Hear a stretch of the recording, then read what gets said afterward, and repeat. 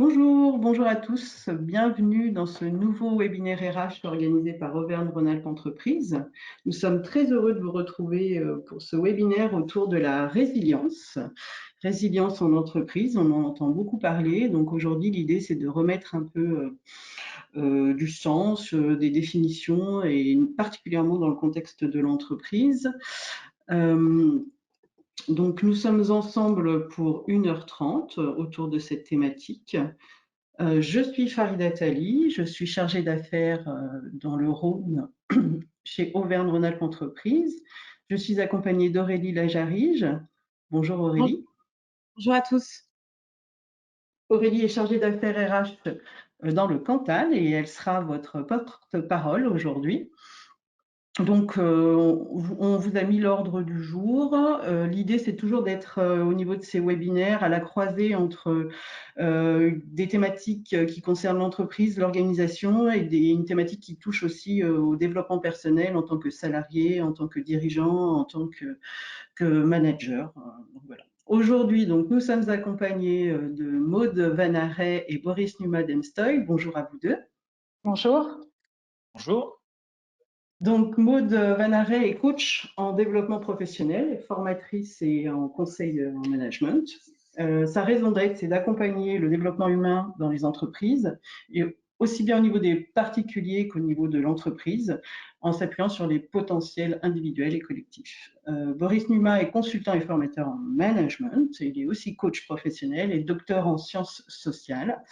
L'idée de Boris, sa raison d'être, c'est d'accompagner toutes les organisations, entreprises, services publics, les acteurs de l'économie sociale et solidaire dans leur développement, les aider à se saisir de leur environnement, se positionner stratégiquement et développer des modes d'organisation adaptés à leurs objectifs. Nous sommes très heureux de vous accueillir ce matin.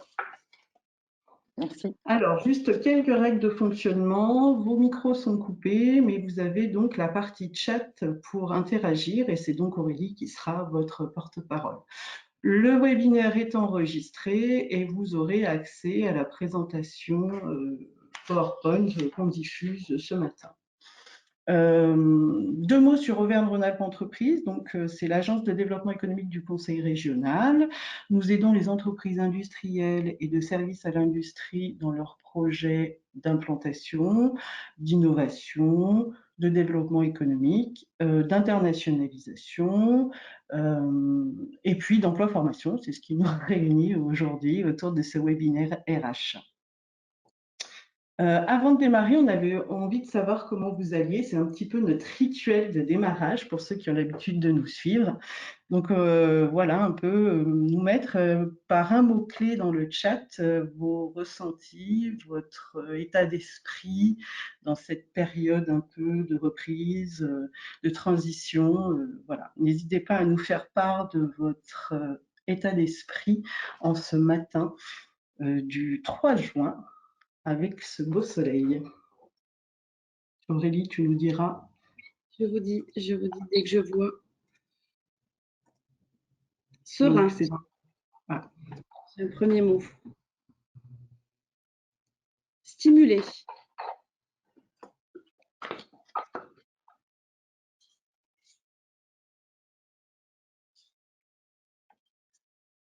Serein.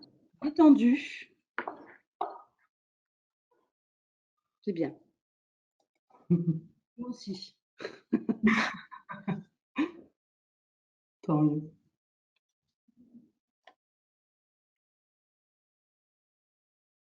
Ouais, j'ai pas plus pour le moment. N'hésitez pas à continuer à mettre vos petits mots de ressenti. On vous avait parallèlement à l'inscription demandé ce qu'était pour vous la résilience.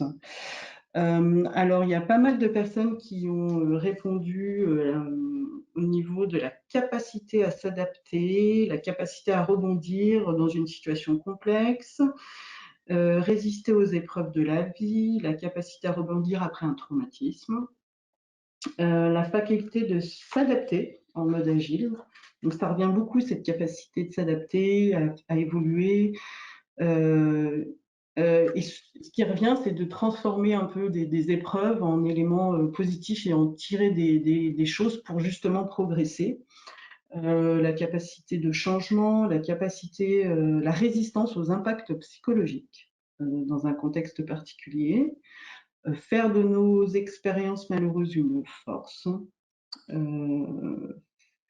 être en capacité de dépasser, par exemple, une situation de deuil, la capacité à s'adapter, qui revient souvent, être agile, s'adapter au changement, surmonter les épreuves, rebondir, rebondir, rebondir. Donc voilà, cette capacité à transformer une situation pas forcément top, on va dire ça comme ça, en positif et apprendre et rebondir. Donc c'est ce qui ressortait un petit peu du sondage à l'inscription au niveau des différentes réponses des participants. Donc l'idée aujourd'hui, c'est de justement revenir sur ce concept de résilience. Et Maud, je te laisse nous en dire un petit peu plus sur ce concept. Merci Farida.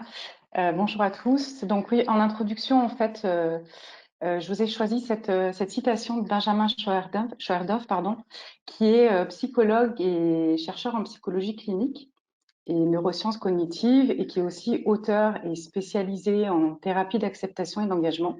Je trouvais que ça résumait assez bien ce concept de résilience. Mais du coup, je voulais faire un petit point rapide sur l'origine et l'histoire du concept pour partir sur une base commune déjà. Et puis, parce que c'est un terme qui est un peu utilisé à toutes les sauces. En fait, on l'emploie peut-être un peu à tort et à travers. Et puis, sur un deuxième point, sur comment accompagner la résilience. Donc, en fait, à l'origine, ce mot résilience exprime une caractéristique mécanique définissant la résistance au choc d'un matériau. Ça, c'est la définition du dictionnaire Larousse. L'étymologie du mot résilience vient du latin salire, qui renvoie à la notion de résistance, et de Rousseau. En fait, ce concept, il est repris dans pas mal de domaines, notamment l'écologie, la sociologie, la psychologie, et là où on va s'intéresser aujourd'hui, le domaine qui nous intéresse aujourd'hui, la psychologie, pour comprendre en quoi la transposition du concept de résilience peut être un atout au service de l'entreprise, de ses salariés et bien sûr de ses managers. Donc le mot résilience, il a été utilisé pour la première fois en psychologie dans les années 70 à la suite d'une étude qui a été réalisée sur 698 enfants qui sont nés en 1955 et issus de milieux défavorisés dans l'île de Kauai, donc ça c'est dans l'archipel d'Hawaï. Ça nous fait un peu rêver ce matin sous le soleil lyonnais notamment.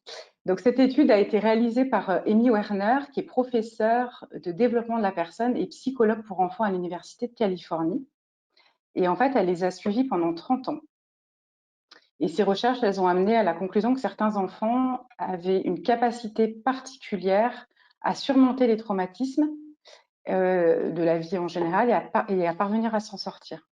Donc, elle a appelé ces enfants des résilients. Et du coup, le concept de résilience est né à ce moment-là. Et en fait, c'est à partir des années 90 que le concept s'est développé en France, et notamment avec les écrits de Boris Cyrulnik, parce que c'est le plus connu, c'est celui qui a été le plus médiatisé, et qui explique que la résilience, c'est l'art de naviguer entre les torrents, un processus qui fait appel aux ressources internes de l'individu, imprégnées dans sa mémoire, et également à une ressource externe, telle qu'un tuteur de résilience, qu'on appelle un tuteur de résilience. Donc la résilience serait donc une capacité de l'individu à rebondir, à slalomer entre les différentes difficultés de l'existence, grâce à ses propres ressources, mais également grâce à ce qu'on pourrait appeler une main tendue. Donc, c'est-à-dire un ou des individus, comme un proche parent ou un professionnel de l'accompagnement, dans un cadre propice à la résilience. On peut imaginer aussi ici faire le lien avec le rôle du manager dans l'accompagnement au changement, et notamment dans le contexte actuel, et à la création de nouveaux fonctionnements, des processus, je dirais, pensés au service de chacun pour la performance de l'entreprise. Donc la résilience, c'est donc un processus qui est basé sur plusieurs facteurs. Le premier, sur les ressources de l'individu, ce qu'on appelle les mécanismes défensifs, la flexibilité cognitive, la recherche de sens, la sociabilité. Le deuxième sur les liens affectifs, famille, amis, conjoints. Et le troisième sur le soutien de l'environnement, comme la communauté sociale ou les pairs.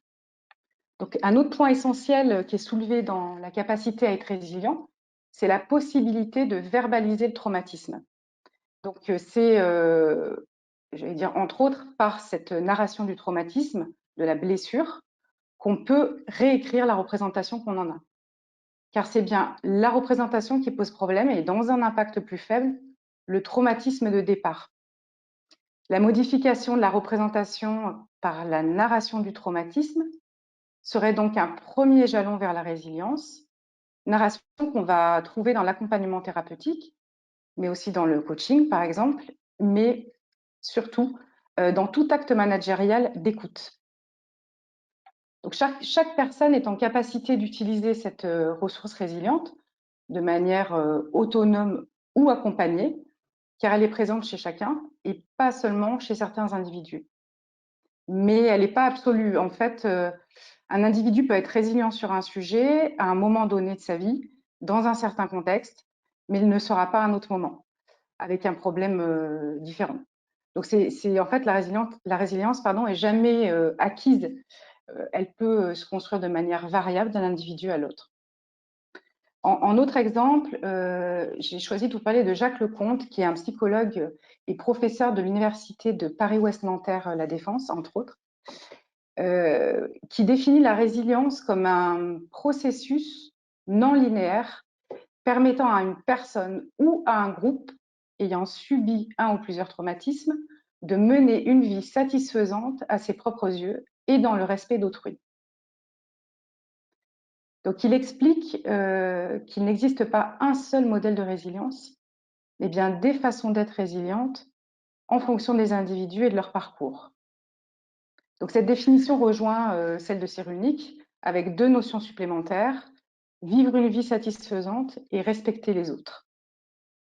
Donc, pour la parenthèse, cette définition met également en avant la notion de traumatisme. Ici, trauma et traumatisme sont bien différenciés. En psychologie, en fait, le trauma, c'est un événement qui est objectif, alors que le traumatisme est ce qu'on appelle le vécu subjectif consécutif à cet événement.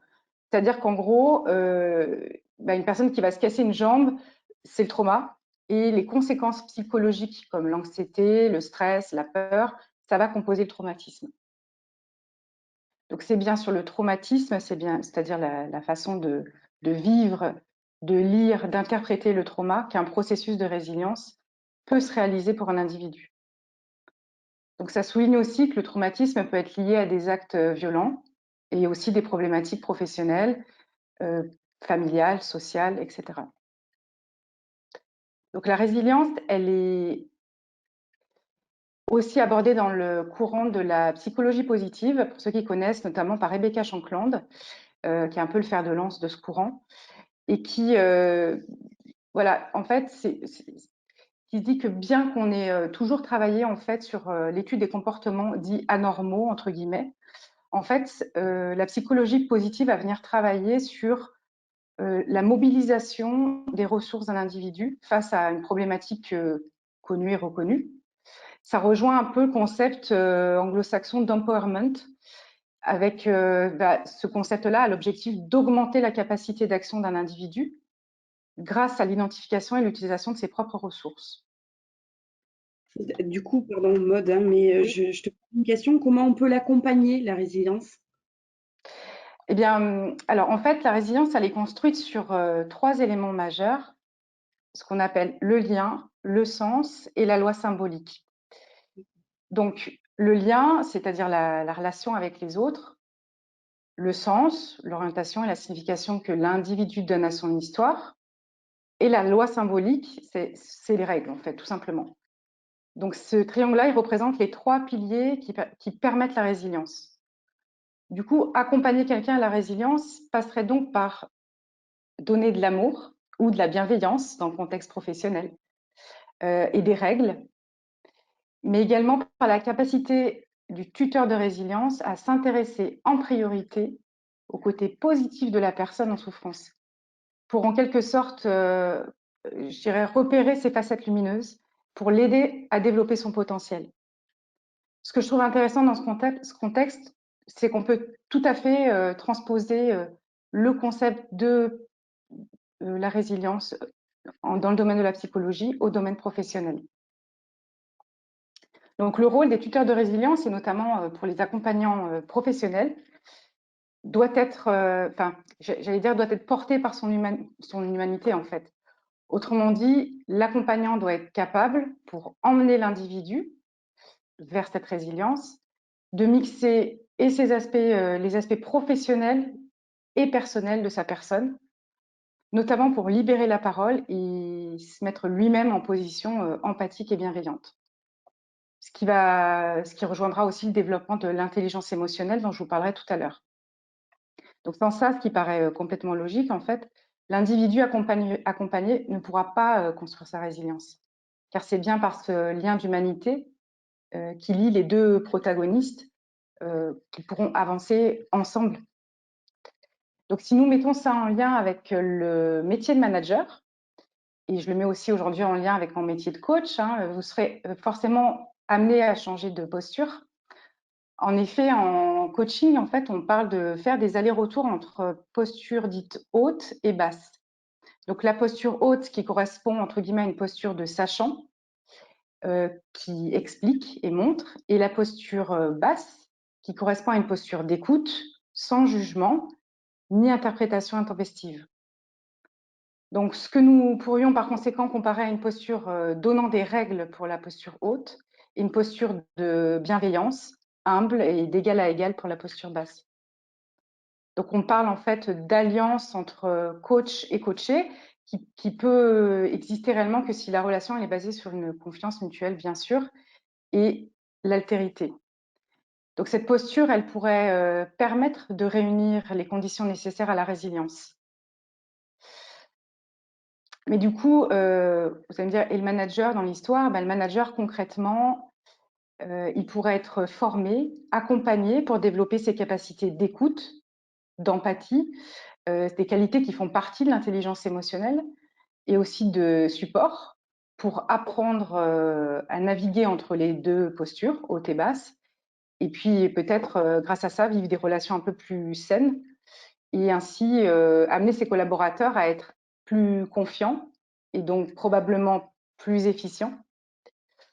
Voilà, donc j'espère que cet éclairage sur la résilience vous a été utile, pas trop long, pas trop soporifique.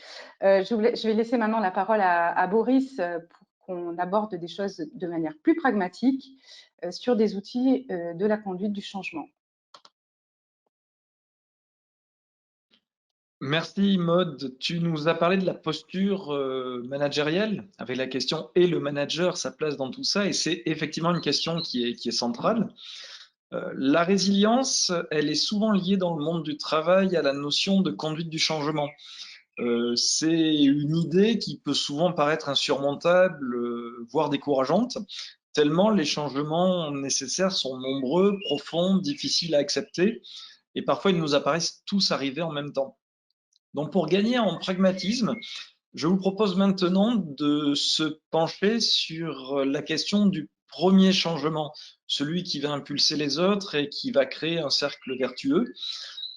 Comment l'identifier et surtout, comment le mettre en œuvre? C'est une question qui est totalement d'actualité aujourd'hui dans cette sortie de crise, cette période de retour au bureau, pourrait-on dire. La question de fond, c'est par où recommencer?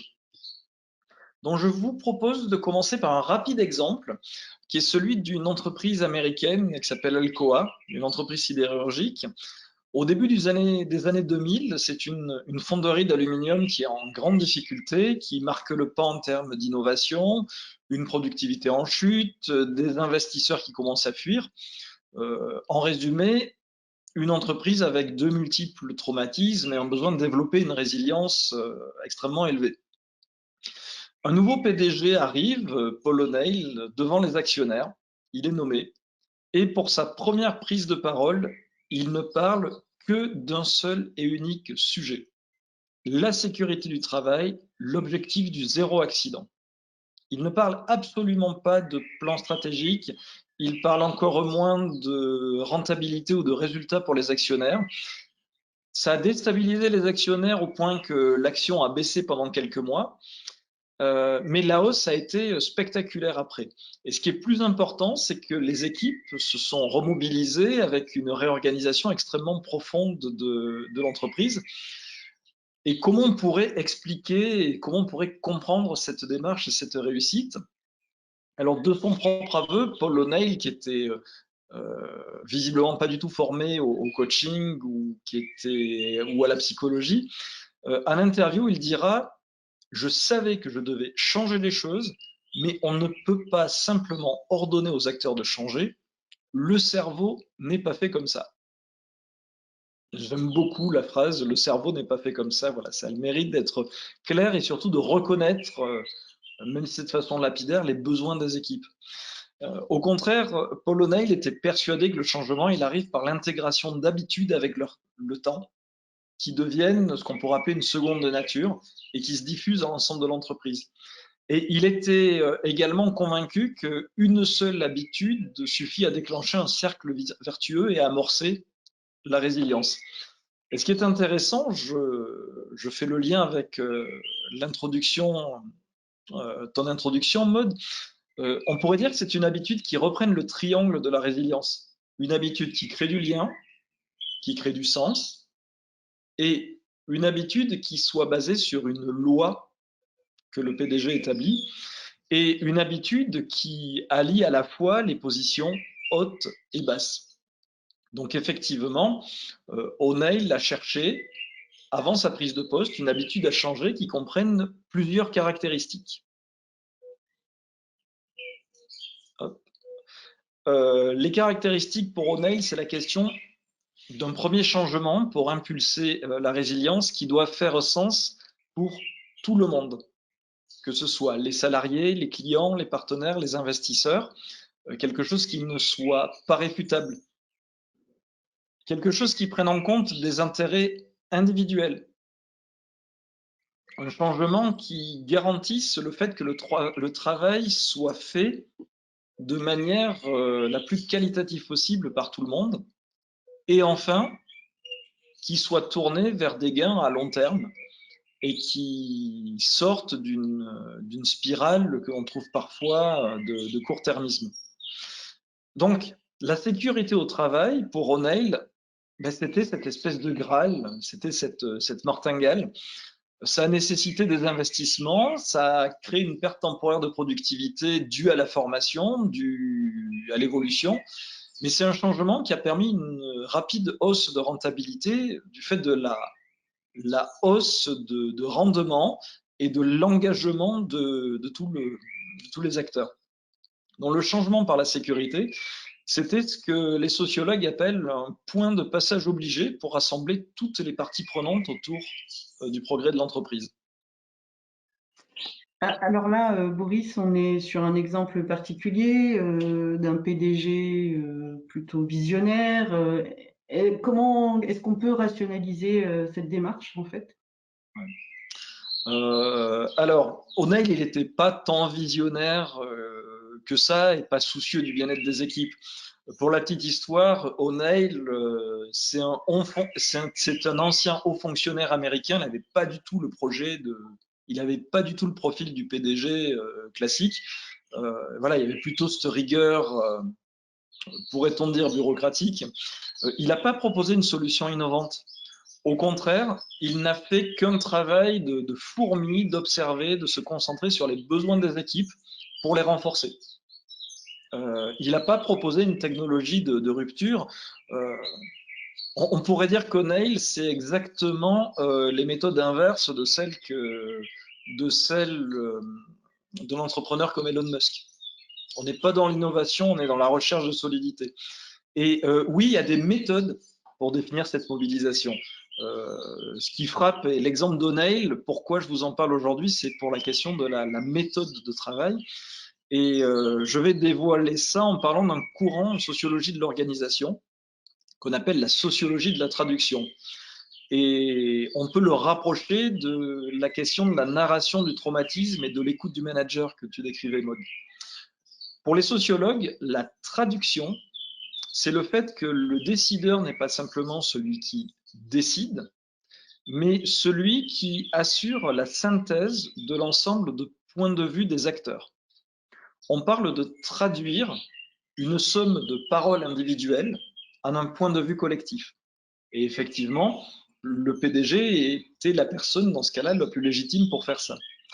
Alors, la posture de traducteur, il s'agit pour un décideur ou pour un DRH aussi, de changer son regard et de ne pas chercher à définir une direction à toute force, mais de faire la synthèse des attendus des acteurs pour définir, pour observer des points de convergence, des points de rassemblement.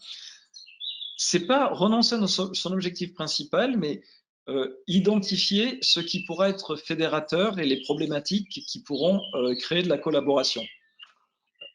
Ici, pour un décideur, c'est l'appropriation du terrain qui prime. C'est un travail long, un travail de compréhension, de prise en compte des enjeux de chacun, de s'assurer qu'à tous les niveaux, il y a à la fois de l'intérêt collectif et de l'intérêt individuel. Et une fois ce premier changement à conduire identifié, il est possible de le partager et de rassembler les équipes autour de lui.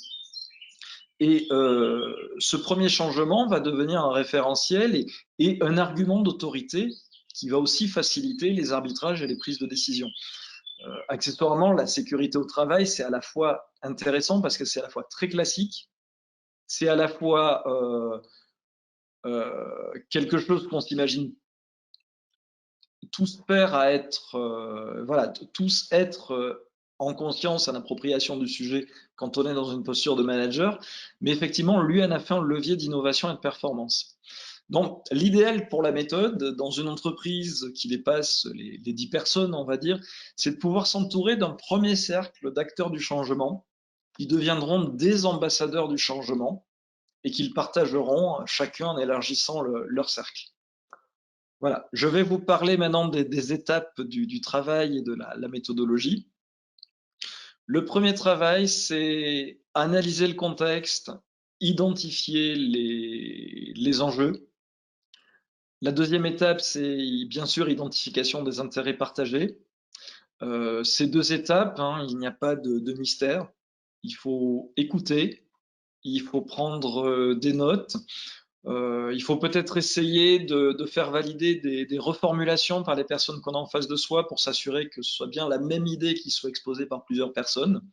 Et c'est ce qui va permettre les étapes 3 à 5 de formuler une action qui rassemblerait tous les acteurs, de la présenter et de la faire valider par un premier cercle de porte-parole.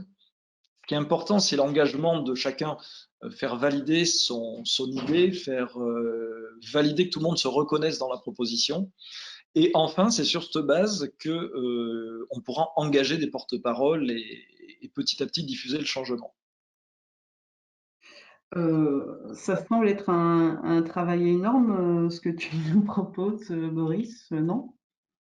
Oui, voilà, je fais toujours ce que je peux, surtout dans les webinaires, pour amener des outils pour amener des outils qui soient pragmatiques et rapides à mettre en œuvre. Mais là, on parle bien d'un travail de saisie du contexte, on parle bien d'un travail d'écoute. Et à partir du moment où il y a le mot écoute, si on veut être sincère, ça prend du temps.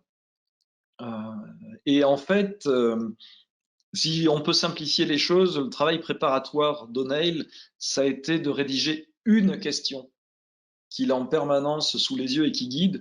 Et pour O'Neill, cette question, c'était qu'est-ce qui servirait autant les intérêts des actionnaires que des salariés et des managers.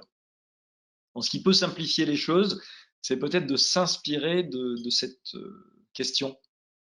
Voilà. Et ça donne un repère de recherche. Et je pense que c'est comme ça. Je pense qu'il avait cette question écrite en permanence sous les yeux. Et effectivement, j'ai bien dit qu'O'Neill avait conduit ce travail avant sa prise de poste. Il est arrivé le jour de sa prise de poste, tout ça était déjà prêt, et il s'est servi de cette période où il n'était pas en lien hiérarchique pour justement avoir une position basse, qu'on n'attende pas de lui des décisions, des arbitrages. Il a pu analyser les chiffres de sécurité, les comptes rendus, voilà, de conseils d'administration, de comités de sécurité, ainsi de suite. Donc c'est un long travail, ça peut paraître ingrat, il a eu l'opportunité de le faire avant sa prise de poste, mais en tout cas, ça a payé. Tu as parlé d'observation, de ces qualités effectivement d'observateur. Est-ce que c'est pas contre-productif pour une équipe finalement de se sentir observée? Bien sûr que si, tout dépend de la sincérité et l'empathie qu'il y a dans le regard. Le seul garde-fou que je donnerais, et ça pourra peut-être rebuter certains d'entre vous, c'est d'accepter l'aspect solitaire du travail. Il faut s'intéresser aux équipes sincèrement, et il y a vraiment un bâton de pèlerin à prendre. Donc, plus vous serez dans l'empathie et concerné, finalement, plus on peut se sentir seul parce que c'est un travail qui est long et qu'on donne beaucoup d'attention et beaucoup d'énergie.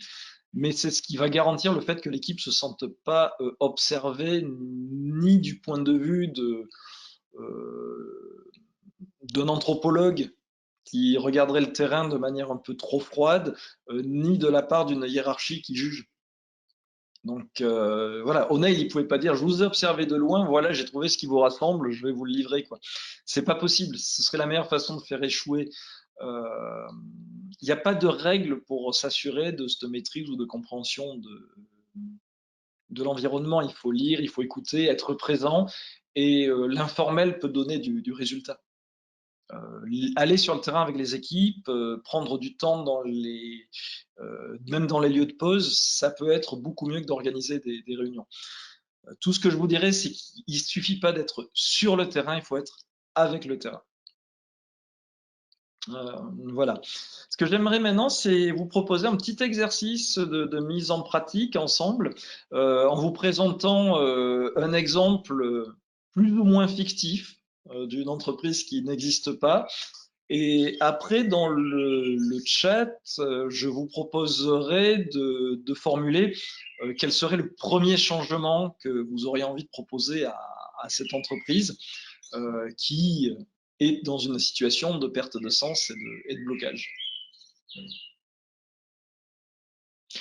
Alors, je vais vous parler d'une entreprise, d'une très petite entreprise qui fabrique des clubs de golf et qui décide d'innover. Donc l'entreprise 3D Club, elle se décide d'explorer des technologies médicales, donc développe un club de golf qui soit à la fois en 3D imprimé en titane, comme certaines prothèses, et qui soit connecté avec de l'électronique. Donc première étape d'innovation, tout va bien, mais le rendu est granuleux, donc on ne peut pas maîtriser ses coûts. 3D Club engage donc un doctorant, un contrat de recherche qui est spécialisé en traitement des surfaces au laser. Suite à la base de ce traitement, le rendu est fantastique. On arrive à des clubs imprimés titane très performants, mais l'entreprise n'a pas les fonds pour passer à la deuxième étape de l'électronique. Et c'est là où une opportunité qui va bousculer tout le monde apparaît. C'est qu'on a une entreprise aéronautique, et ça c'est vrai, l'étude de cas est anonymisée, mais la situation est vraie, qui dit votre traitement de surface, il m'intéresse. Je suis prêt à vous acheter le brevet, et ça financera tous les prototypes de clubs dont vous aurez envie. Et par contre, ça sous-entend de mettre en pause la raison d'être de fabriquer des clubs de golf dans l'entreprise, et ça demande la création d'une SATT, une société d'accélération de transfert de technologie. Et là, la perte de sens et la crise éclatent. C'est-à-dire que comme au rugby, mon sport fétiche, il faut reculer pour avancer. Il faut arrêter pendant 2 ans de travailler sur des clubs de golf. Il faut accepter que la richesse de l'entreprise, c'est une blessure narcissique, elle n'est pas dans le club de golf, elle est dans le brevet. Et là, on a 2 factions dans l'entreprise. Ceux qui veulent progresser dans cette voie et qui disent que le projet à long terme prime, et ceux qui considèrent que c'est renoncer totalement à l'identité et à la culture de TPE. de l'entreprise. Donc voilà, une situation de blocage, je dois dire, assez spectaculaire. Et la question que j'ai envie de vous poser dans le chat, c'est imaginez que vous soyez recruté en tant que DRH de cette situation, de cette entreprise, et que vous ayez l'opportunité de mener le travail d'observation préalable dont je viens de parler. Spontanément, à la volée, comme ça, votre instinct vous pousserait à proposer quoi comme premier changement? Voilà, sentez-vous libre, il n'y a ni bonne ni mauvaise réponse, hein. La résilience, on l'a dit, est multiple. Boris, en attendant, j'avais une question au cours du cheminement de ce que tu viens d'exposer. Avant l'exercice, j'avais comment faire avec les injonctions paradoxales, gagner plus en optimisant les ressources. Aurais-tu une astuce? Alors, il n'y a pas d'astuce.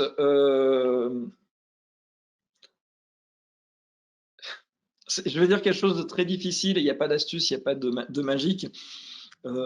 O'Neill, il n'a pas transigé, il n'a pas fait de compromis. Il savait qu'il fallait perdre de la rentabilité pour y aller. Et il a fait, c'est pas qu'il a fait le pari, c'est que dans sa méthode, il incluait une perte de rentabilité à court terme. Je ne sais plus quel conférencier en développement personnel dit ne négociez pas, ne cherchez pas le compromis. Voilà. Si vous cherchez le compromis, c'est un coup un jour à se retrouver avec une chaussette rouge, une chaussette bleue parce que vous préférez la rouge et votre conjoint préfère la bleue, quoi. Donc voilà, il faut peut-être anticiper. Il faut peut-être anticiper et définir un niveau de perte acceptable pour un gain à long terme. Merci, merci Boris. Du coup, j'ai pas eu ils sont timides. J'ai pas eu de réponse par rapport à l'exercice. Non, mais c'est surprenant et c'est voilà mais Boris, on me dit. comment? La question n'est pas facile. Alors la question est pas facile. Ceux qui le souhaitent et qui souhaitent y repenser, voilà, il y a mes coordonnées en fin de PowerPoint et je veux bien poursuivre l'échange. Effectivement, la question est pas facile parce qu'on est sur un exercice artificiel et effectivement, cette entreprise a mis ses activités, du coup l'intégralité de ses activités en pause, a fini par renoncer à la mine d'or. Justement parce qu'il n'y a pas de point de convergence qui a été trouvé. Et effectivement, comment dire, même le financement, la perspective de financement à long terme n'a pas été un point de rassemblement suffisant. Donc effectivement, les changements qu'on aurait pu trouver ou proposer, c'est par exemple soit de communiquer ouvertement, de faire le changement qu'on aurait pu proposer, c'est d'assumer publiquement dans la communication institutionnelle cette situation. J'ai une réponse, Boris. Oui. Projeter les salariés sur ce qui pourrait être fait à long terme avec cet argent récolté et projeter un projet à horizon de 2 à 4 ans. Voilà la réponse par rapport à l'exercice. Ouais. Alors, c'est un petit peu la bonne réponse et ils ne vendaient pas des clubs de golf, donc ils n'ont pas réussi à le faire, mais c'est un petit peu ce que l'entreprise a mis en œuvre, c'est-à-dire que la décision, ça a été de se dire, OK, on assume le désaccord et on en fait une ressource de communication sur quelque chose qu'on pourrait traduire par nos clubs de golf sont tellement performants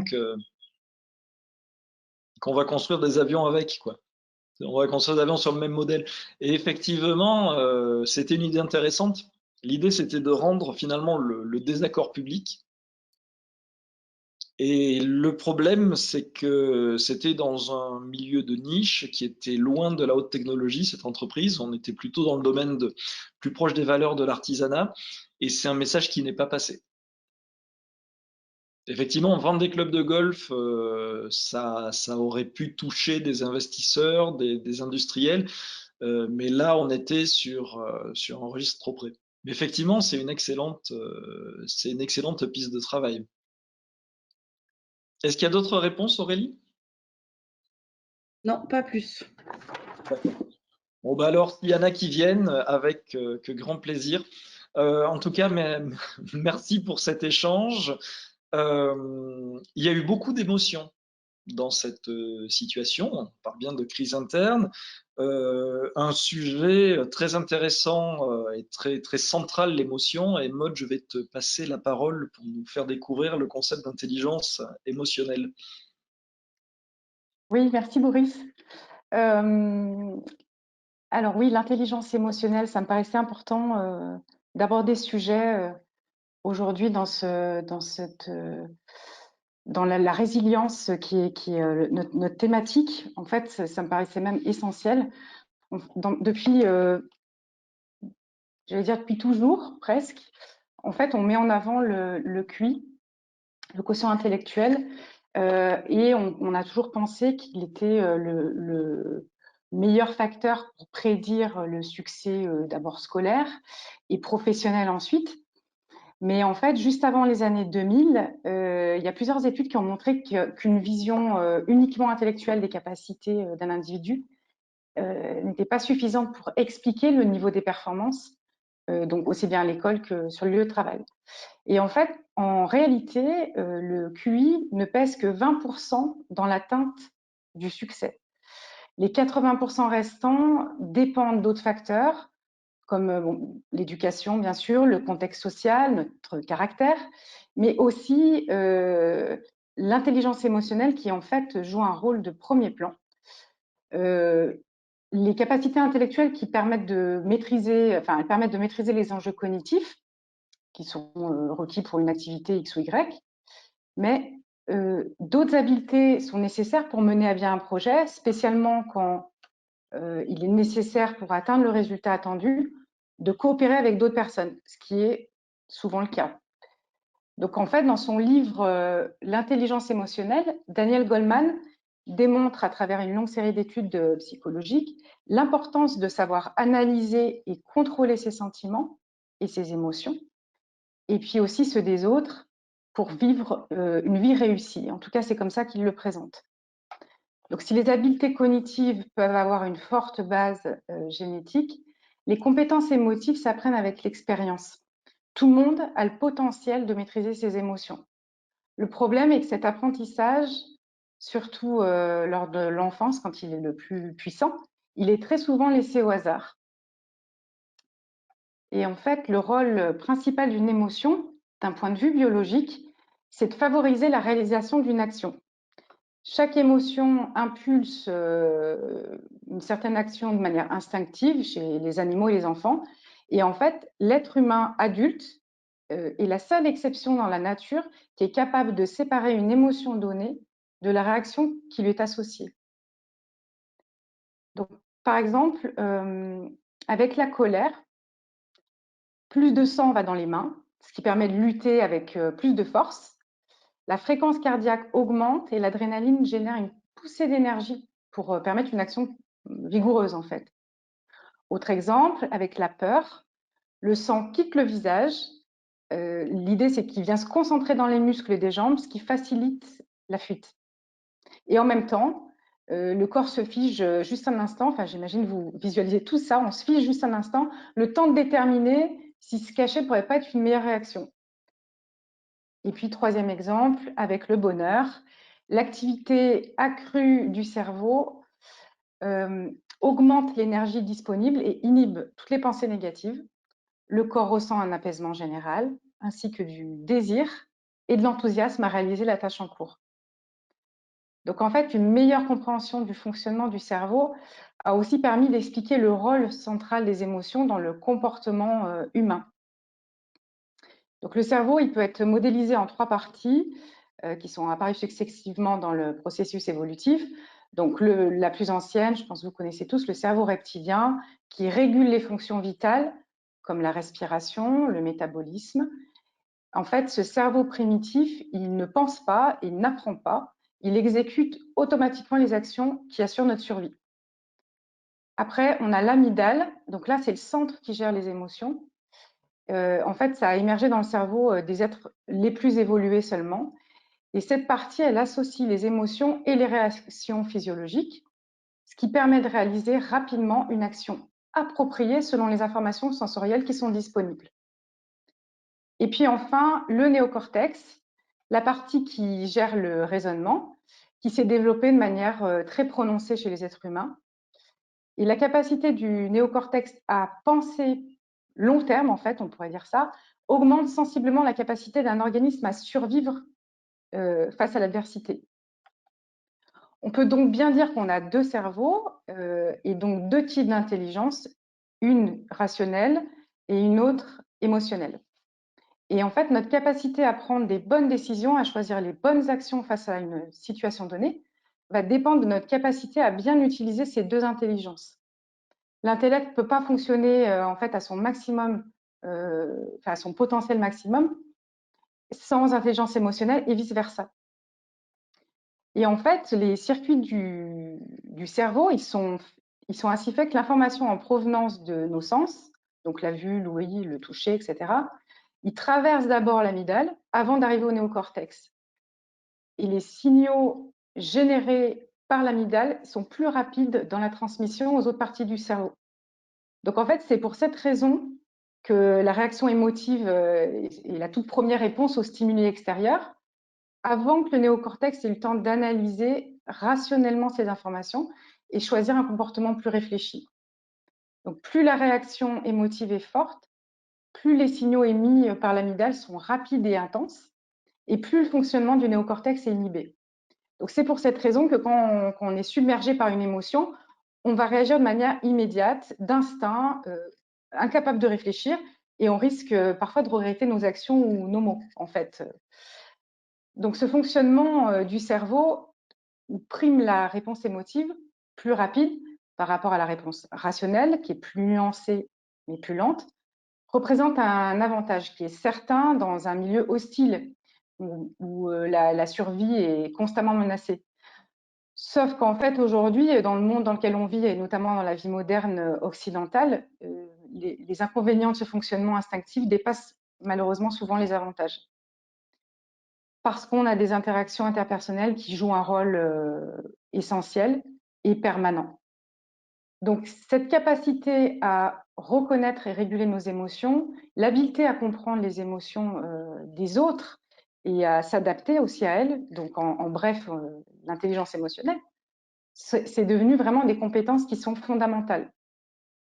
Donc, cette capacité à reconnaître les émotions et à comprendre qu'il est possible et parfois avantageux d'inhiber les réactions instinctives, c'est une compétence qu'on développe pendant toute notre enfance, mais on peut se rassurer, on continue à la développer à l'âge adulte, on met juste un peu plus de temps parce qu'on a des réflexes automatiques qui sont un peu plus ancrés, mais c'est possible.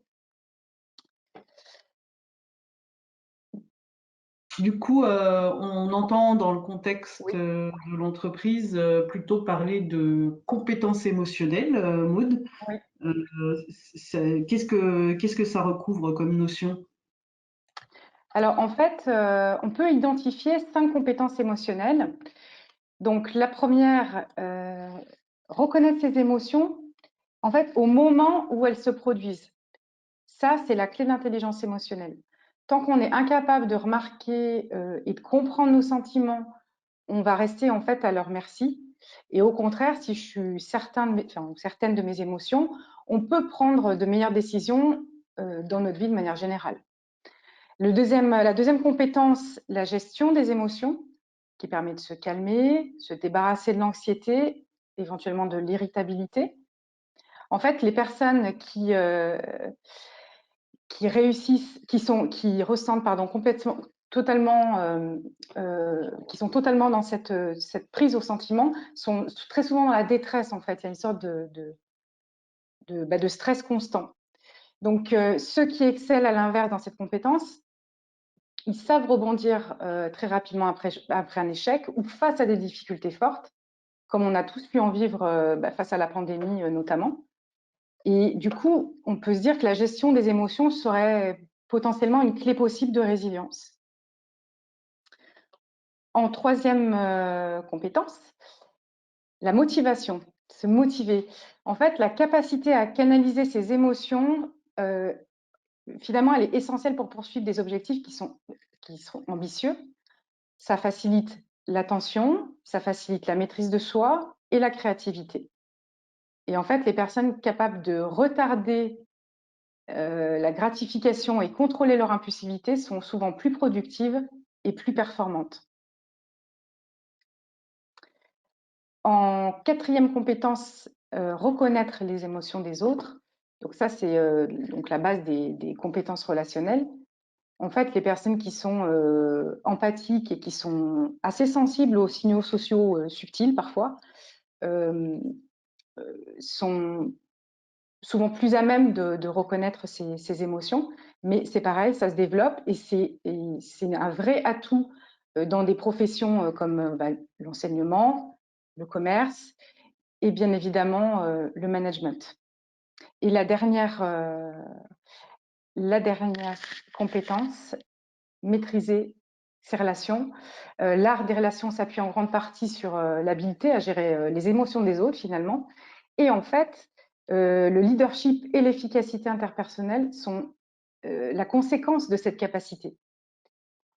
Donc on voit bien ici que le QI et l'intelligence émotionnelle ne sont pas des compétences opposées, elles sont plutôt distinctes et complémentaires. Donc si les habiletés cognitives sont en grande partie le résultat de la génétique, les compétences émotionnelles sont plutôt le fruit de l'expérience et de l'apprentissage. Alors, du coup, Maud, comment on peut gérer ses émotions? Comment on peut les gérer? Alors, comment on peut gérer ses émotions? En fait, j'allais dire, il y a une approche toute simple en 6 étapes, mais qui va vous paraître peut-être assez simpliste, mais qui n'est pas si facile à mettre en place que ça quand on est dans le feu de l'action, si je peux dire. On peut imaginer on ressent une émotion de type colère. Je suis en colère et du coup, l'idée ici, c'est que la première action à réaliser, c'est de s'arrêter. Je m'arrête, je me calme, je réfléchis. Donc, on sort du cerveau reptilien, en fait. Je réfléchis avant de passer à l'action. Et déjà, juste ça, c'est déjà un premier pas pour faire passer un peu le feu à l'orange, si on peut dire. Et le deuxième point, dans ce feu à l'orange, ce serait d'exprimer le problème et comment je le ressens, donc soit à la personne, soit pour soi, c'est-à-dire le mettre en mots, parce que des fois, c'est pas toujours évident de l'exprimer correctement, directement, on va dire.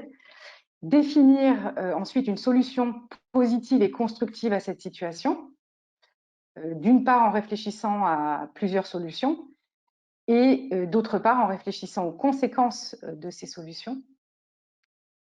Et enfin, passer au vert. Donc en gros, j'y vais, je me lance et j'essaye d'appliquer et puis on voit, on voit ce que ça donne. Donc encore une fois, ça peut paraître assez simpliste, mais quand on est en situation de colère ou d'agacement, je crois que ça l'est beaucoup moins, enfin en tout cas, ça l'est beaucoup moins pour moi. En fait, l'intelligence émotionnelle, pour moi, représente vraiment un pilier qui est essentiel dans le développement de notre caractère, de notre personnalité, dans nos relations aux autres. Et c'est indispensable pour avoir une vie sociale, mais je pense vie sociale en termes pro, avoir des relations saines. Donc, ignorer ses émotions et tout miser sur l'intellect, ce serait vraiment exclure une partie puissante de notre cerveau dans nos prises de décision. Et puis, vraiment, pour moi, ça empêche de construire des relations interpersonnelles qui sont efficaces. Donc, de la même manière, se laisser emporter par ses émotions sans apprendre à les maîtriser limite nos actions à une action immédiate sans tenir compte des conséquences à long terme. Donc, cultiver régulièrement notre intelligence émotionnelle, ça me paraît être un atout essentiel pour notre réussite perso et puis pro. Et puis, si le sujet vous intéresse, je vous invite peut-être à réfléchir aussi à vous, quelles sont vos stratégies pour comprendre et maîtriser vos émotions et comment ces compétences vous aident dans vos relations aux autres. En tout cas, ça peut vous permettre de vous situer, de capitaliser sur vos acquis et également de travailler peut-être petit pas par petit pas, sur les compétences les moins solides pour vous? Maud, dans mon métier, à quoi ça va me servir cette meilleure gestion des émotions? Eh bien, en fait, si en tant que manager, je sais mieux gérer mes émotions, je vais être donc forcément davantage dans l'écoute, dans l'empathie, dans la compréhension de l'autre. Et très certainement, je vais gagner en leadership, très certainement en engagement de la part des personnes déjà et des équipes, et par rebond en productivité, puisque c'est aussi l'objectif. Donc, fluidifier ces relations, ça permettra d'impacter très certainement positivement sur de nombreux sujets, comme l'assiduité, l'envie, la volonté, les résultats, etc. Après, je pense que c'est important de prendre ce temps-là de compréhension et peut-être même d'explication en tant que manager sur la gestion des émotions pour réussir peut-être à trouver des solutions ensemble face à des problématiques X ou Y, pour laisser à l'autre le temps de passer du feu rouge au feu orange puis vert, laisser le temps de verbaliser les choses, de faire verbaliser les choses en tant que manager. Parce qu'en fait, dans le contexte actuel et selon les entreprises, les équipes, elles vont devoir s'adapter de nouveau à un changement, là, en revenant en présentiel ou avec peut-être moins de télétravail, un peu moins, un peu encore en mode protection par rapport au virus ou les débats sur le vaccin, pas le vaccin, etc. Donc, ce qui peut éventuellement réveiller et nourrir des conflits d'équipe. Donc, pour moi, c'est là que le développement de l'intelligence émotionnelle, il prend tout son sens et qui permet de prendre en compte ces fluctuations et différentes situations vécues par chaque personne, les difficultés dans leur sphère personnelle et puis dans les relations avec les autres. Donc, le rôle du manager, du dirigeant, me paraît à ce moment-là essentiel dans ce moment qui est finalement peut être propice à la cohésion d'équipe, du moment que ça a été anticipé, ça a été réfléchi, entendu, qu'on a ouvert nos antennes en fait à ce qui se passe pour les salariés. Bon, après, il ne s'agit pas de faire un salon de thérapie de groupe, hein, bien sûr, mais plutôt d'adapter son management, de créer des relations voilà, plus saines, plus équilibrées pour tâcher de trouver j'allais dire, des palliatifs dans cette situation un peu complexe où on baigne encore un peu dedans, hein, malheureusement, mais on en est encore là. Voilà, donc si vous êtes intéressé pour aller plus loin sur l'intelligence émotionnelle, ça sera avec plaisir pour vous passer des références de lecture notamment. Donc, n'hésitez pas à me contacter sur LinkedIn. Et Alors, puis, je le mets dans le chat. Hein. Je mets ok. tes coordonnées avec le LinkedIn et tout. Merci Aurélie. Donc, je vais maintenant laisser du coup la parole à Boris pour vous parler de la volonté. Merci Maud. Alors oui, la volonté. Tu nous as parlé de motivation et c'est quelque chose qui est important. La résilience, elle demande de construire une nouvelle motivation qui va permettre de prendre un nouveau sens et de nouvelles habitudes vertueuses. Et j'aimerais prendre le temps de prolonger l'échange en parlant de la volonté. La motivation, c'est la raison d'agir. Motivation, motif, à quel motif on fait les choses. La volonté, c'est la force qui nous permet d'agir en conformité avec les motivations. Effectivement, la volonté, elle a besoin de sens, elle a besoin d'un juste rapport à ses émotions. Et la motivation, elle, a besoin de volonté. Donc, on a quelque chose qui est très interdépendant. Et ce qui m'a toujours posé question, c'est que la volonté, c'est quelque chose dont on parle assez peu dans les référentiels de management et dans la littérature liée. Et pourtant, certains secteurs professionnels s'en sont emparés et j'aimerais vous partager des outils que j'ai pu trouver qui donnent des résultats assez étonnants. À titre personnel, la question de la volonté, j'y suis très attaché. La volonté, ça nous parle de conduire l'action jusqu'au bout pour que la résilience se fasse. d'un côté, oui, la motivation ne suffit pas, et de l'autre côté, quel renforcement positif pour tout le monde de se dire, ben voilà, je suis allé au bout, j'ai accompli ça, c'est vraiment un travail à long terme de renforcement. Alors, pour commencer à définir les contours de la notion, j'aimerais vous proposer un sondage. D'après vous, est-ce que la volonté, c'est un don? Est-ce que c'est une compétence à acquérir? Ou est-ce que la volonté serait plus proche d'un muscle? Quelque chose que l'on peut développer, mais qui a une endurance limitée. À votre avis? Je lance le sondage, hein, Boris. Merci. On va laisser encore un peu de temps. Ah, c'est du 50-50.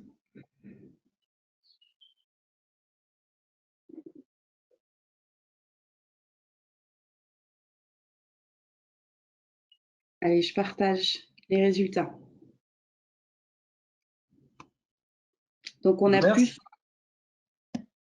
plus. Dis-moi, Wally. On a plus la réponse, un muscle que l'on peut travailler, à la limite, effectivement, d'endurance. Et j'ai effectivement rien sur un don. Bon, alors c'est exactement ce que font apparaître des études dont je vais vous parler. On peut tout à fait améliorer à travailler sa volonté, mais elle aura toujours une limite qui soit propre à chacun. Donc, je vais vous parler un petit peu des expériences en recherche qui ont conduit à ça. Vous connaissez certainement l'expérience de l'enfant qu'on laisse seul face à un bonbon pendant 15 minutes. Euh, voilà, soit il peut le manger tout de suite, soit il y renonce et il en reçoit 2 après les 15 minutes.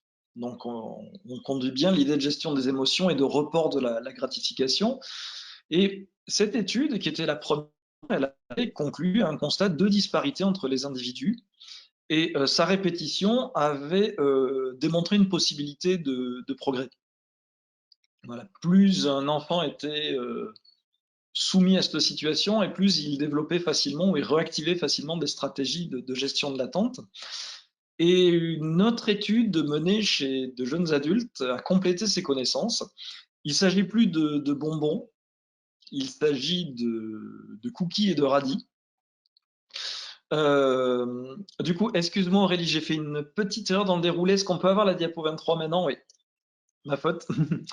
Les volontaires étaient à jeun depuis 24 heures. Ils étaient laissés pendant un quart d'heure seuls dans une assiette de radis, une assiette de cookies, alors qui sortaient du four, qui sentaient bon, voilà. Et la moitié du groupe avait pour consigne de manger librement. Et l'autre moitié du groupe avait consigne de manger radis. Et ce qu'on ne leur avait pas dit, c'est qu'au bout d'un quart d'heure, on leur a pas donné un deuxième cookie. Au contraire, on leur a donné un exercice de mathématiques terriblement difficile. Voilà, à se demander si les psychologues, les chercheurs n'ont pas pris du plaisir à cette expérience. Et on s'est rendu compte que ceux qui avaient fait l'effort de volonté de résister aux cookies, parce que voilà, quand même, ils étaient à jeun de 24 heures, ils ont baissé les bras beaucoup plus vite sur l'exercice mathématique. Alors, c'est des expériences, elles ont mis vraiment en évidence la capacité à entraîner la volonté et les limites de la volonté. On pourrait trouver des tas d'expériences qui sont liées aussi à la perturbation de la capacité de la décision. On remplace l'exercice mathématique par une décision à prendre et on obtient à peu près les mêmes perturbations. Donc, la première application concrète de ces recherches, elle s'est faite dans le milieu médical et plus exactement dans la rééducation. Apprendre à marcher après la pose d'une prothèse de hanche, surtout de genou, c'est une douleur qui est décrite comme rarissime et difficilement supportable. Pourtant, c'est nécessaire de la traverser, de l'assumer. Et reapprendre à marcher dans ces cas-là, c'est un exemple qui peut être extrême de résilience. Et on a des psychologues qui ont développé des outils où ils font formuler à l'avance et rédiger à l'avance aux patients la façon dont ils vont s'y prendre pour gérer la douleur, atteindre leurs objectifs. même si les objectifs sont modestes, hein, le premier pas. Et effectivement, ça, on va pousser à l'avance le patient à se représenter, oui, je vais avoir mal, mais je vais m'y prendre de telle ou telle façon. Et ces démarches, elles ont donné de bons résultats avec un fort raccourcissement des temps de rééducation. Et l'analyse des notes prises par les patients, elle le montrait effectivement qu'ils mettaient l'accent dans leur préparation sur le moment où ils estimaient que la douleur allait être insupportable. Donc, une des clés dans l'accompagnement de la résilience, d'accompagnement des équipes à la résilience, elle réside dans l'identification de ces moments où la volonté va être prise en défaut, risque d'être prise en défaut, et la question de leur anticipation et de leur préparation. Appelons ça des instants pivots. Voilà, il y a d'autres terminologies. Ça peut être un client mécontent, ça peut être un dossier un peu trop compliqué. Et là, on voit bien que baisser les bras, reprendre une vieille habitude, c'est un risque, même si on sait que ça ne va pas être productif. Donc, le renoncement, le retour des vieilles habitudes, ne permet pas la résilience d'une organisation, pas plus que la rééducation d'une personne. Et pour garder le CAF, il ne suffit pas d'être informé des objectifs, d'avoir des procédures standardisées. Il faut être lucide, conscient et préparé aux difficultés à traverser. Et là, la réponse en management, elle est exactement la même que dans le milieu médical. Dans les instants pivots, dans les moments difficiles, la réponse, elle est plus procédurale, elle est plus collective, elle est plus individuelle. Il semble nécessaire, il semble préférable que chaque collaborateur, chaque acteur, chaque partie prenante rédige sa propre solution, soit en contact avec ses perceptions, ses émotions et les comportements qu'elles engendrent. Mais du coup, Boris, est-ce que c'est pas finalement une question trop personnelle pour être traitée dans un cadre professionnel? Oui, alors on touche à l'intériorité de chaque acteur, donc oui, c'est une question personnelle, mais on peut mettre en place des méthodes pour traiter ça, par exemple, dans un parcours de formation. Au contraire, moi j'ai plutôt envie de dire que parler d'émotions, c'est un signe de maturité. La seule mise en garde que je donnerais, c'est qu'on peut se retrouver dans des moments où le besoin exprimé par un collaborateur, c'est pas tant de la formation du management que du soin. Là, effectivement, il faut reconnaître le besoin et peut-être orienter le collaborateur. Et bien sûr, il ne faut pas forcer l'expression des personnes qui sont pas prêtes ou qui souhaitent garder les choses pour elles. Donc, pour accompagner un changement, quand on est en charge des RH dans le plan de formation, à mon avis, il y a tout à gagner à identifier ces instants pivots et à développer à les identifier, à les prioriser en fonction de la stratégie d'entreprise. Voilà, je vais vous parler un petit peu de méthode. Maintenant, pour moi, l'idée générale, c'est un atelier de formation court, toutes les 6 à 8 semaines, et un atelier, appelons ça de développement de la volonté, qui peut se faire en 2 étapes. Un tour libre de parole, ah ben tiens, il y a ce moment-là qui est difficile pour moi, ou c'est difficile maintenant. Et après, une formulation d'abord individuelle puis partagée. Et je vous propose comme aide de mémoire l'idée qu'il faut accepter l'idée qu'il faut accompagner les salariés. Le premier A, on accepte l'idée que oui, il y a une situation difficile. C'est pas une honte de pas être à la hauteur, c'est vraiment un moment de difficulté extrême. On libère la parole là-dessus. On analyse la situation. Ce qui est important, c'est de voir les éléments déclencheurs. Je prendrai un exemple d'une entreprise. On anticipe, on rédige à l'avance sa conduite de gestion de la situation et surtout, on apprend. Je suis très attaché à l'idée de l'organisation apprenante. Tout ce que produisent les salariés, dans ce cas-là, devient la connaissance générale de l'entreprise. La dimension collective, elle est fondamentale. C'est comme ça qu'on garantit la richesse des solutions et leur diffusion à l'équipe. Disons qu'au bout de 6 mois, 1 an, on peut imaginer avoir fait le tour des situations difficiles et pouvoir commencer à espacer. On peut imaginer aussi qu'il y a un système d'intégration de tout ça au recueil de procédures. Il y a un super exemple avec Starbucks, où toutes les procédures normales, entre guillemets, sont standardisées. Et dans les livrets d'accueil ou de formation, il y a des pages blanches qui sont réservées avec l'intitulé de la page blanche, c'est ici, nous allons vous accompagner pour que vous rédigiez votre procédure de réaction, par exemple, un client mécontent. L'enjeu de Starbucks, c'est de garantir une qualité optimale des préparations. Et l'idée, c'est d'arriver à développer un certain sang-froid, un client, pour garder la préparation, mais l'aspect un peu spectaculaire du barista, même quand il n'a fondamentalement pas envie de servir le client en question. Et la deuxième chose, qui me paraît intéressante, c'est la mise en place d'un système de tutorat pour accueillir les nouveaux collaborateurs. Peut-être mieux qu'un manager, c'est un père qui soit plus ancien, qui accepte de partager les moments difficiles et d'être aussi quelqu'un qui recueille la parole du nouveau. Voilà, c'est des éléments simples. Comme la gestion des émotions, c'est des choses qui se comprennent simplement, mais quand on est au charbon, qui sont pas faciles. Oui, la volonté, c'est un sujet de tous les jours, mais c'est des leviers pour permettre d'ancrer concrètement le changement et de s'assurer de la résilience jusqu'au bout. Voilà.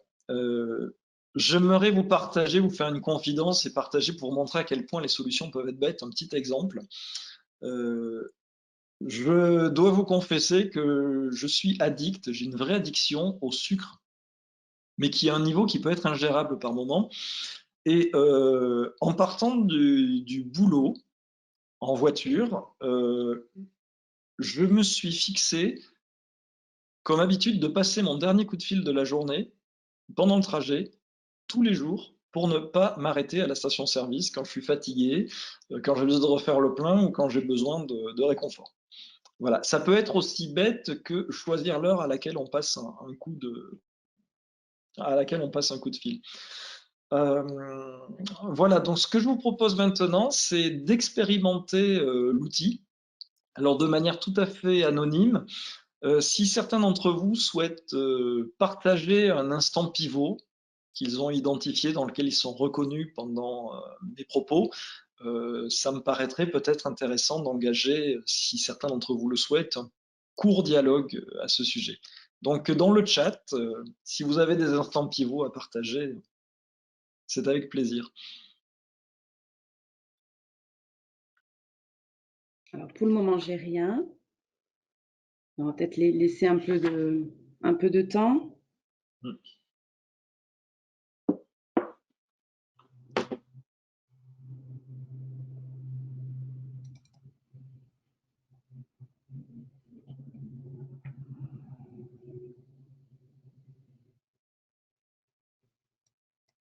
Non, j'ai pas Boris.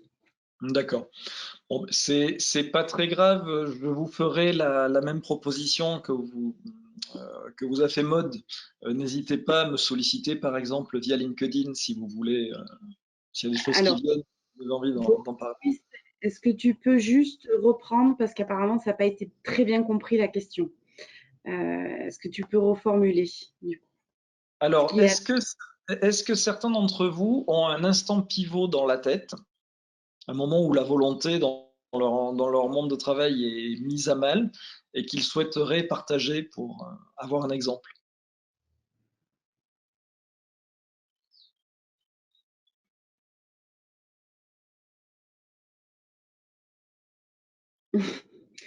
Non, j'ai pas plus.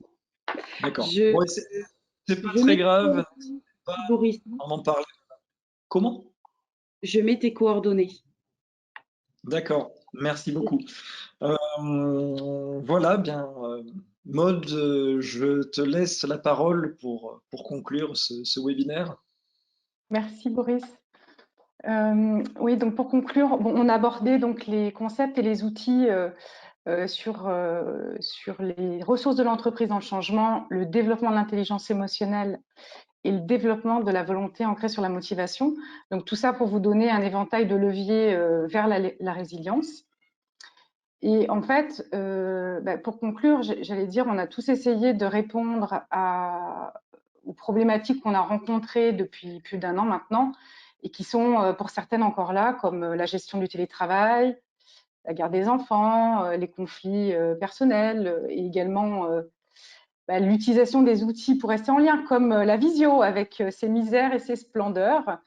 Mais au-delà de ces concepts et outils, je crois qu'il reste à la portée de toute entreprise de réenchanter son collectif avec des outils peut-être qu'elle utilise déjà et puis qui demandent qu'à être davantage développés, ou de mettre en place des petites actions entre guillemets salvatrices, comme par exemple utiliser la visio avec un juste dosage pour éviter peut-être la lassitude et l'utilisation des différents formats de réunion, en se demandant peut-être comment passer du mode tout visio à un mix ou à un 100%. Et puis aussi, en idée comme ça, un peu jetée, je dirais mettre en avant peut-être aussi les travaux et les projets collaboratifs pour montrer la contribution de chacun et la reconnaissance de l'entreprise. Peut-être aussi mettre en lumière les résultats de l'entreprise, d'une équipe. Peut-être aussi projeter pour l'après. Que fera-t-on quand on pourra se réunir? Comment on marque le coup du passage à tout le monde chez soi, à tout le monde sur site, peut-être avec un événement convivial, d'où l'importance aussi de prévoir, de programmer quelque chose, de réfléchir en amont, même si on doit décaler, hein, c'est possible, mais au moins ça projette vers le futur de manière positive. Et puis, entre-temps, je vous invite peut-être, si vous souhaitez, bien qu'on n'ait pas de grands bavards aujourd'hui, mais en tout cas, si vous souhaitez partager dans le chat des leviers peut-être que vous avez déjà animés ou auxquels vous pensez là sur l'instant, si vous voulez partager avec tout le monde, ce serait chouette. Je pense aussi qu'on pourrait peut-être se dire, voilà, avec mon équipe, si j'en profitais pour, par exemple, faire des vidéos pour développer la marque employeur, montrer l'ambiance de travail pour ceux qui sont restés sur site ou qui sont encore d'ailleurs seuls sur site. Ça peut être un avantage RH pour les entreprises qui recrutent. Et puis montrer aussi peut-être les mini-projets qui ont été réalisés cette année, qui sont liés soit à l'entreprise, soit à la vie collective, un déménagement qui a été fait, etc. Tout simplement favoriser peut-être la naissance de groupes de réflexion autour de l'innovation, de la vie interne, accord télétravail, enquête QVT. Je pense que les sujets sont nombreux. Aussi peut-être, comme disait Boris tout à l'heure, on a le côté repenser l'organisation, comment transformer l'organisation, construire des nouveaux modes de fonctionnement qui seraient adaptés à notre culture d'entreprise. Quels sont les risques encourus? Est-ce réellement vecteur de performance et puis de bien-être et de résilience du coup? Ou encore, pourquoi pas travailler sur les transferts de compétences? Vaste sujet là aussi. On peut s'imaginer développer la polyvalence qui permettrait de gérer les périodes spécifiques, comme on les a vécues jusqu'à maintenant, depuis mars l'année dernière, pour pallier à l'absentéisme, à la réduction des effectifs, puis aussi aux pics d'activité, et puis donc aux crises. Pourquoi pas se dire, tiens, on fait des binômes de salariés qu'on accompagne par les managers pour faciliter, promouvoir ces transferts. Et puis enfin, je pense aussi à ces fameux espaces de parole pour les salariés, parce que je me dis, dans quel état émotionnel je vais les récupérer? Et nous, dirigeants, managers, RH, on en est où? Comment je peux être attentif à cet état émotionnel quand chacun va revenir prendre sa place sur place? Comment je crée des moments de convivialité pour exprimer ses émotions, ses états, ses difficultés? Et puis, comment j'organise? Je forme, j'encourage les managers à le faire. Autant de questions pour moi auxquelles l'entreprise se doit de répondre selon ses spécificités et sa culture, bien sûr. Enfin, voilà, je pense qu'il y a de nombreuses possibilités de rebond qui s'offrent à nous. Et en fait, je donnerais un mot pour la fin, c'est le mot légèreté. En fait, c'est, pour moi, en tout cas, c'est ce que m'évoque cette sortie de crise. Un grand besoin de légèreté pour mieux rebondir, aller de l'avant, positiver, aller boire un petit café en terrasse. Enfin voilà, je crois qu'on en a tous besoin. Voilà pour ma conclusion. Je ne sais pas s'il y a des personnes qui ont partagé des choses dans le chat entre-temps, Aurélie. Oui, Farida. c'est plus pour Boris en lien avec la volonté, avec un exemple. Pour les commerciaux de mon équipe, beaucoup trop d'appels, de prospection avec une réponse négative. Donc, cela apporte une démotivation. Que faire pour retrouver l'envie? Comment on peut aider et trouver des solutions? Est-ce que cela peut rentrer dans le thème de la question par rapport à la volonté? Et c'est poursuivi, Boris, par la même personne. Ils ont mis en place une place de marché qui peut s'exprimer sur les axes d'amélioration et qui semble pas être idéal. Comment faire pour travailler mieux et différemment? Merci. Alors effectivement, il fallait peut-être un petit peu de temps pour s'approprier le moment d'interaction. Merci Aurélie. C'est un excellent exemple en fait qui fait un 360 sur tout le webinaire. Oui, c'est accepter la déception. Il y a un traitement de gestion des émotions. Est-ce que la question a été posée sur le registre émotionnel? Qu'est-ce que vous ressentez quand vous recevez un non? Et en quoi quel impact ça a sur vos prochains appels? Déjà, moi, c'est la question éternelle et permanente du rebond. Il y aurait peut-être à traiter la question de qu'est-ce qu'on ressent pendant qu'on entend la question non, quand on a une non à une prospection, qu'est-ce qu'on ressent et comment est-ce que ça affecte la façon dont on va aborder la prochaine prospection? C'est peut-être un cercle vicieux à force d'avoir des réponses non, et pourtant c'est le lot de tout démarchage. On rentre la tête dans les épaules et peut-être qu'on est de moins en moins convaincant. Donc ce serait plutôt la question, à mon avis, le point d'inflexion, c'est comment on se défait de l'émotion qui est générée par le non. Et la question, la place du marché, alors on peut poursuivre l'échange. Moi, ce que je regarderai surtout, c'est comment est traduite en une parole collective, pour revenir sur ma première intervention, ce qui dit sur la place de marché. Et deuxièmement, comment est-ce que c'est approprié dans les procédures et les référentiels de management. Je ne vais pas être plus long aujourd'hui dans ma réponse, mais avec plaisir pour prendre un temps d'échange à ce sujet. Du coup, je remets tes coordonnées, Boris. Voilà, si vous voulez poursuivre la réflexion. Est-ce qu'on a d'autres réactions, Aurélie, ou une dernière question peut-être, parce que le temps file? Profitez-en, chat. Toute dernière question pour nos intervenants. Un grand vous avez leurs coordonnées. Hein. Je peux dire, Farida, ça fait toujours plaisir. Un grand merci pour ce webinaire très intéressant. Il donne matière à réfléchir car le sujet est d'actualité pour nous. Oui. Ah oui. Ouais.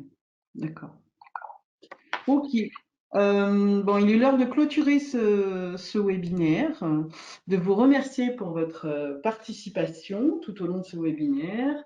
Nous vous avons remis nos coordonnées en tant que chargé d'affaires RH au sein d'Auvergne-Rhône-Alpes Entreprises. On est présent sur tous les territoires, donc au plus près de vos entreprises, pour aborder avec vous des problématiques d'emploi-formation. Avec grand plaisir. Dans le PowerPoint, vous retrouvez les coordonnées de Maud Vanaret et Boris Numa d'Emstoy pour pouvoir poursuivre les échanges, le temps effectivement que ça mature. C'est un sujet intéressant, peut-être inhabituel, donc il faut aussi laisser le temps de s'approprier, de se projeter et de réagir plus tard. Donc voilà, les coordonnées de nos deux intervenants que nous remercions vivement pour cette série de webinaires qui se clôture aujourd'hui. Merci beaucoup. Merci à vous. Voilà, et nous vous avons remis donc les prochains webinaires, prochain semestre. Donc on attaque le 8 juillet. avec une thématique non moins intéressante qui est celle des RPS, les risques psychosociaux. On s'est dit que ça pouvait être d'actualité avec ce temps de retour au bureau, avec tout ce qu'on vient de se dire. Donc voilà, comment en prévenir, où est-ce qu'on se situe par rapport à ça. Donc le 8 juillet à 10h30. Donc là, pour le moment, on a gardé le format des webinaires. On verra par la suite si on peut passer en physique. Ce sera avec grand plaisir. Voilà, et toute une série de thématiques, sachant qu'on va finir l'année en beauté avec Edgar Gros-Piron sur le thème de la motivation et de la performance. Un grand merci à tout le monde. Bon appétit et puis bonne journée et bonne résilience. Merci à tous. Bonne journée. Merci à tous. Merci. Au revoir. Auvergne-Rhône-Alpes Entreprises. L'industrie est notre richesse.